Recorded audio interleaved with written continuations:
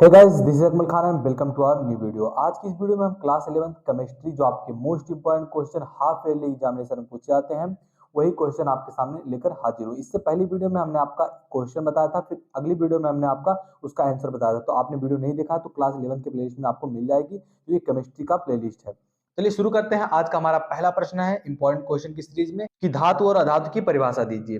तो आपका धातु क्या होता है, अधातु क्या होता है, ये 2020-21 में पूछा गया था और बहुत सारे पिछले ईयर्स में पूछा गया है। ये इंपॉर्टेंट क्वेश्चन आपका है। कभी कभी अलग भी पूछ लेता है कि धातु क्या है या फिर अलग से अधातु क्या है। तो आपको पता होगा कि वे तत्व जो इलेक्ट्रॉन को त्याग कर धनायन में परिवर्तित हो जाते हैं, ऐसे तत्वों के क्या कहते हैं, धातु कहते हैं।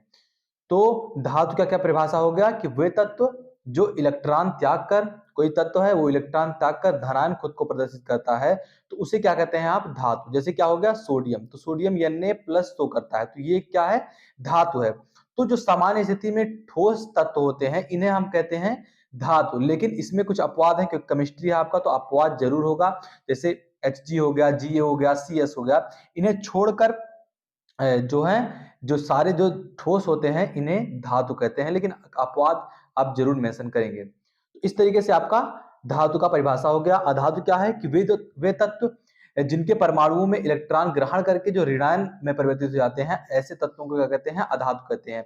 जैसे Cl- क्या है, एक अधातु है। तो इस तरीके से अधातु का परिभाषा लिख देंगे। चलिए आगे बढ़ते हैं। हमारा दूसरा प्रश्न है यौगिक क्या है।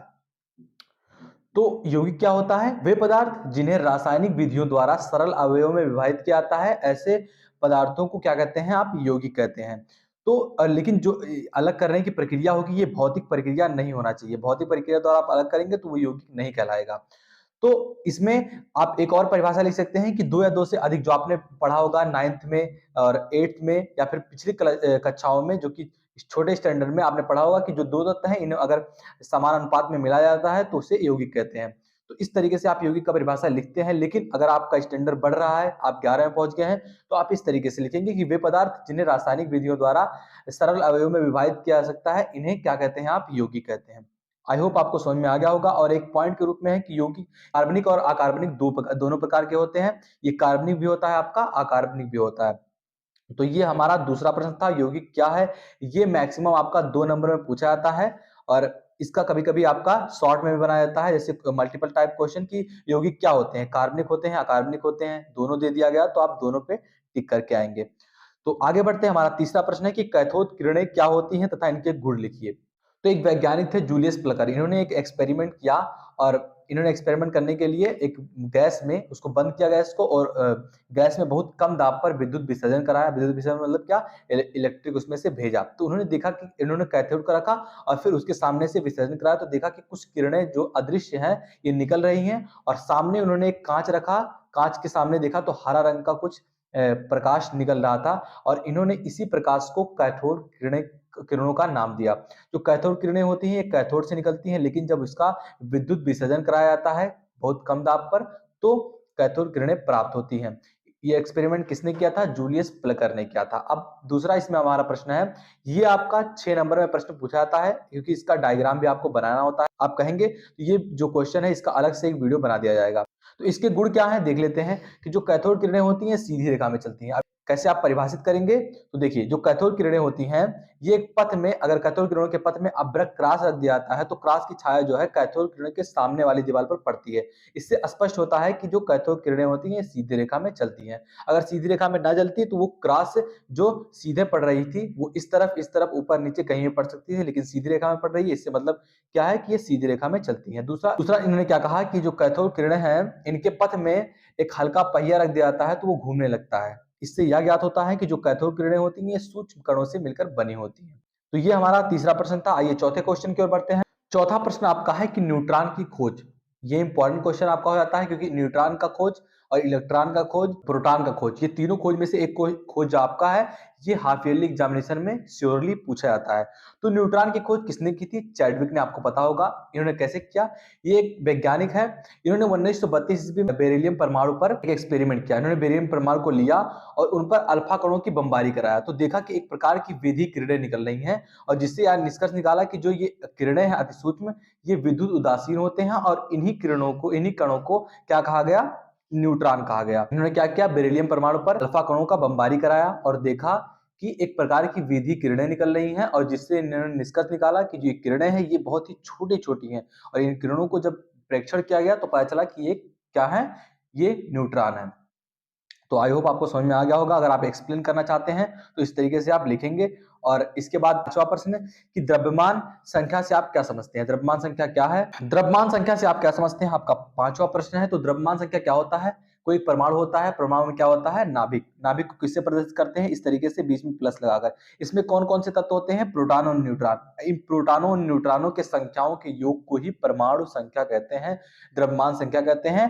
ये आपका क्वेश्चन मैंने पिछली वीडियो में बताया था, ये इंपॉर्टेंट क्वेश्चन है, लगातार ये पूछा था। आप देख लीजिए इसे कि जो द्रव्यमान संख्या होता है जिसे ए से प्रदर्शित करते हैं, प्रोटॉनों की संख्या जिसे जेड से प्रदर्शित करते हैं, और न्यूट्रॉनों की संख्या जिसे एन से प्रदर्शित करते हैं। तो द्रव्यमान संख्या यानी कि A is equal to Z plus N, Z plus N, A is equal to Z plus N एक फार्मूला बनता है। इससे आप द्रव्यमान संख्या निकाल सकते हैं।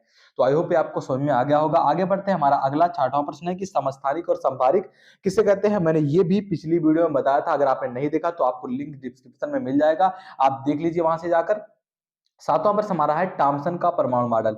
थॉमसन का परमाणु मॉडल क्या है ये आपको बताना है। तो ये जो आगे क्वेश्चन है, वीडियो ज्यादा लंबा ना हो जाए इसलिए हम ये क्वेश्चन पढ़ते जा रहे हैं, अगली वीडियो में इसका आंसर आपको मिल जाएगा। तो सातवां प्रश्न हमारा है कि थॉमसन का परमाणु मॉडल दीजिए, क्योंकि ये बहुत बड़ा है और इसे डायग्राम की मदद से हम समझने का ट्राई करेंगे। और अगला जो हमारा है आठवां प्रश्न, हाइजेनबर्ग की अनिश्चितता का सिद्धांत क्या है। बहुत ही इंपॉर्टेंट क्वेश्चन है आपका, तो ये आप देख लीजिएगा। इसके बाद जो आपका अगला है नौवां प्रश्न, मुख्य क्वांटम संख्याएं क्या होती हैं। क्वांटम संख्याएं जो होती हैं इनके अंतर्गत आता है ये मुख्य क्वांटम संख्या है, जिसे इंग्लिश में कहते हैं प्रिंसिपल क्वांटम नंबर। दूसरा इसमें आ जाएगा आपका द्विवियांशी क्वांटम संख्या, और तीसरा आपका आता है चुंबकीय क्वांटम संख्या, और आपका चौथा जो आता है ये चक्रण क्वांटम संख्या। तो इसमें से जो आपका इंपॉर्टेंट है ये मुख्य क्वांटम संख्या, जो कि लगातार ये इसमें पूछा जाता है, तो ये आप जरूर देख लीजिएगा। अगर आप चाहते हैं कि इसका आंसर मिले आपको प्रॉपर रूप से तो वीडियो में 100 लाइक कर दीजिए। जैसे वीडियो में 100 लाइक होगा आपको आंसर की वीडियो मिल जाएगी। आगे बढ़ते हैं, हमारा 10वां प्रश्न है कि पाउली का अपवर्जन नियम। इंपॉर्टेंट क्वेश्चन आपका है, मैंने पिछली वीडियो में ये कवर किया था लेकिन इसका आंसर नहीं बताया गया, तो इस वीडियो पर 100 लाइक मैंने बोला था और इस पर 100 लाइक नहीं हुआ था। तो आप लोग जल्दी से जाइए वीडियो पर 100 लाइक कीजिए ताकि आपको आंसर की वीडियो भी प्रोवाइड कराई जाए। 11वां प्रश्न आपका हुंड का नियम। हुंड का नियम क्या है ये आपको बताना है, ये हमारा 11वां प्रश्न था। 12वां लास्ट प्रश्न आपका है कि बिलियन की मोलरता क्या है। बिलियन की मोलरता क्या है ये आपका लास्ट प्रश्न है। तो यहाँ हमारे टोटल 12 क्वेश्चन खत्म होते हैं, और ये हाफ ईयरली एग्जामिनेशन में पूछे जाने वाले प्रश्न है जो कि लगातार रिपीट हो रहे हैं। तो आपसे उम्मीद है कि ये सारे क्वेश्चन करके ले आएंगे। मैंने 4 5 6 क्वेश्चन तक आपका बता दिया है। तो इस तरीके से आप क्वेश्चन करेंगे, समझेंगे, फिर आपको समझ में आएगा, फिर एग्जाम में लिखेंगे। क्योंकि ये जो आपका है हाफ ईयरली एग्जामिनेशन, ये आपके रिजल्ट पे चढ़ता है और ये मैटर करता है आपके लिए, क्योंकि आगे जो आपका 12th होने वाला है इसी पे बेस होगा। अगर आपने 11th अच्छे से पढ़ा है तभी आप 12th में अच्छा कर पाएंगे। तो best of luck for examination. तो मिलते हैं आपसे अगली वीडियो में, तब तक के लिए जय हिंद जय भारत।